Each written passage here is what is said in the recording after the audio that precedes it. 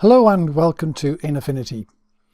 Making photos look like they're old and have come out the attic is a kind of popular thing to do, and there's some complex ways of doing it. Here is an ultra fast, super duper simple way of making an old looking photograph.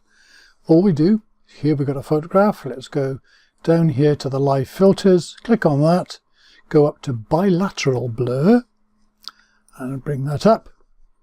And we put 1000 into this here because it'll only go up to 100 if you slide it up, and then we'll go to 100 in this. Oh, and look at that, that's pretty mungy, but all we do is go down to darken, and there you go, old picture. What about this faded stuff around the outside? Okay, let's put preserve alpha on, and there you go, it's even got a vignette on it. And that's pretty old looking, isn't it?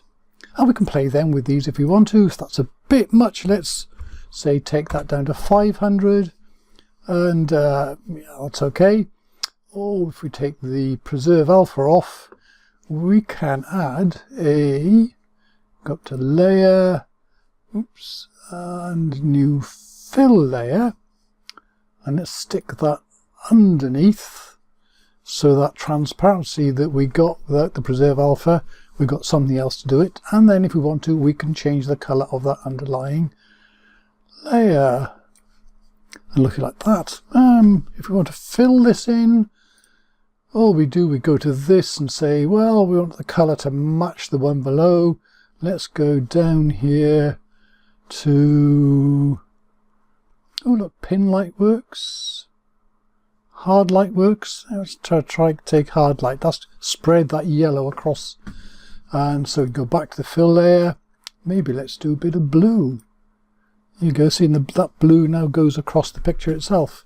Or any color, other color you like. Something old and yeah, maybe just some sort of grey or something. Whatever. Anyway, there we go. Super fast, super simple.